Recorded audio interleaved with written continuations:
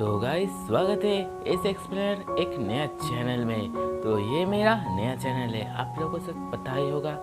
तो ये मेरा नया चैनल है और जैसे कि मैं उस चैनल में वादा किया था सोडा डाउनलोड कर लाऊंगा, तो उस चैनल को स्ट्राइक करने की वजह से मैं उस चैनल पे कंटिन्यू नहीं कर सकता अब। तो मैं आज से ये चैनल पे कंटिन्यू करने वाला हूँ। तो अगर सब्सक्राइब नहीं किए हो तो यार सब्सक्राइब कर दो, और नया टॉपिक हो तो भी सब्सक्राइब कर दो, क्योंकि हमसे चैनल पर कंटिन्यू होने वाले हैं।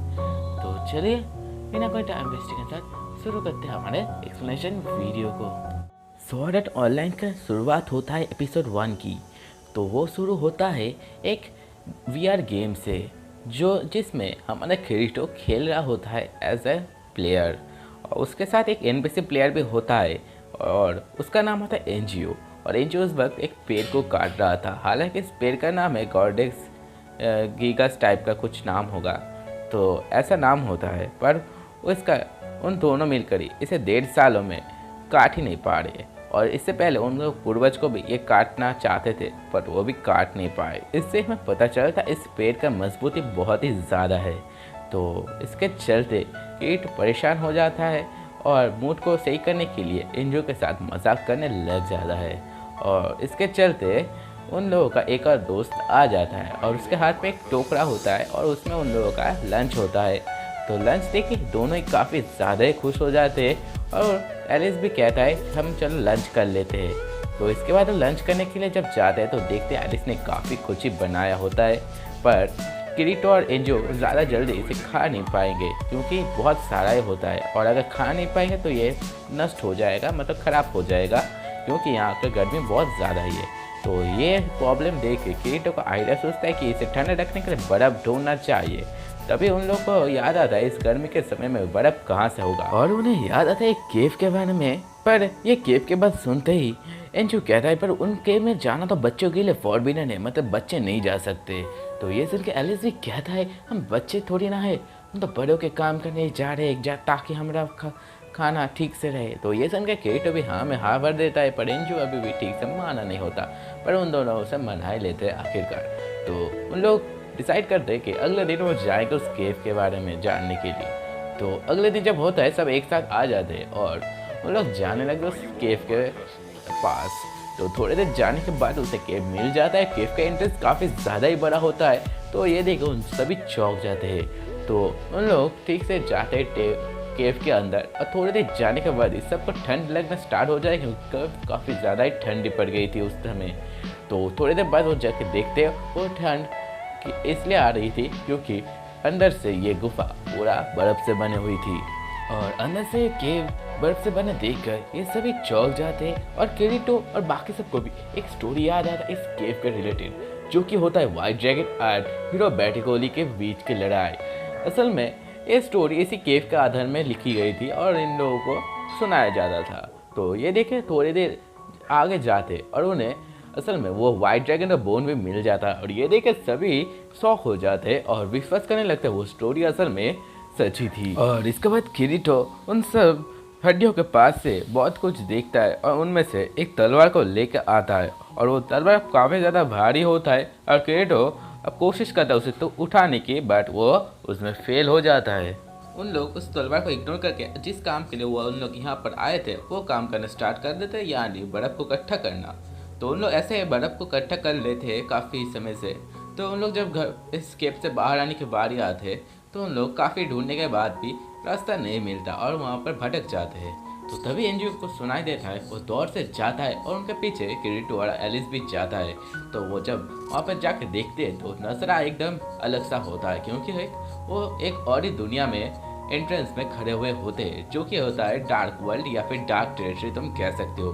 तो वहाँ पर उन लोग देखते दो ड्रैगन राइडर लड़ रहे थे, एक था ब्लैक और एक था वाइट, और उसमें से वाइट ब्लैक को हरा देता है और ब्लैक नीचे गिर जाता है, और ब्लैक एक उन लोगों के पास से मदद की भीख मांगता है। तो ये देख के एलिस का रहा नहीं जाता और उन लोग वो जाने ही लगता है, किरीटो से रोक देता है और रोकने के जाना ही रहता है, पर तभी एलिस गिर जाता है एक पत्थर से पैर लेके, और उसका हाथ थोड़ा टच हो जाता है इस रेड लाइन को। और इसके ये देख के उन काफ़ी ज़्यादा शॉक हो जाते हैं। एलिस भी उठ के काफ़ी ज़्यादा डिप्रेशन में थोड़ा चली जाती है, क्या उसने क्या कर दिया।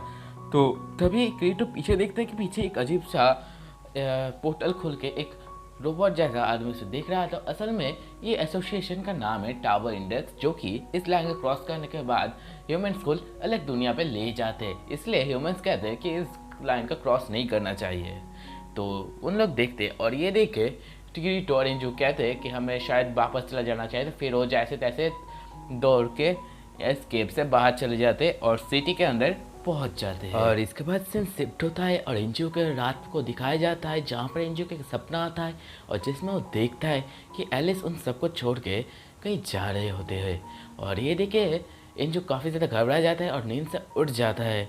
और फिर नेक्स्ट डे का सीन दिखाया जाता है, जहाँ पर किरीटो पेड़ को काटने की कोशिश कर रहा होता है।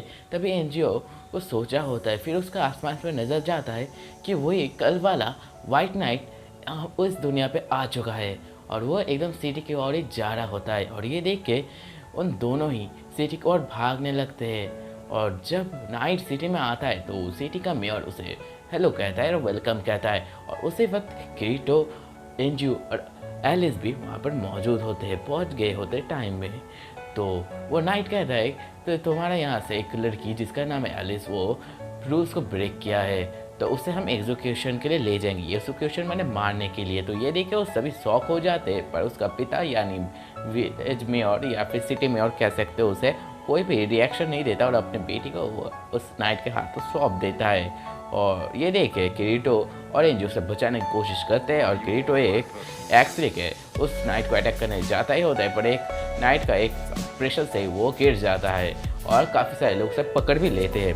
फिर उसे लेकर जब जा रहा होता है वो नाइट जब एलिस को लेकर जा रहा होता है, तब एनजीओ भी उससे हेल्प करना चाहता था पर वो जा नहीं पा रहा था, इसलिए एनजीओ भी थोड़ा हिम्मत देता है। पर इसके बाद जब एनजीओ जा रहा होता है तभी उसके आंखों में थोड़ा सा कोडिंग आता है अलर्ट नाम के, तो उसके बाद से वो हिल नहीं पाता और उसे लेकर वो चला जाता है। और उसके बाद जैसे तैसे किरीटो उन सब के चंगुल से बाहर आके देखता है कि ऑलरेडी एलिस को ले चुका है और इसके बाद से एलिस नाम के जोर से पुकारता है और इसके साथ वो इस गेम से बाहर भी हो जाता है।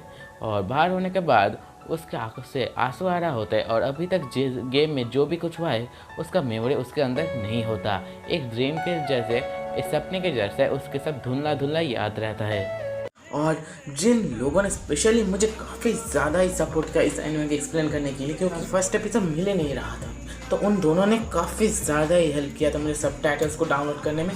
तो एक का नाम है मास्टर 7 जिसका यूट्यूब चैनल है और दूसरा का है ब्लैंकेट एनिमे जिसका यूट्यूब चैनल भी है और खुद का एक वेबसाइट भी है। तो उन दोनों का चैनल का लिंक और वेबसाइट का लिंक डिस्क्रिप्शन में होगा।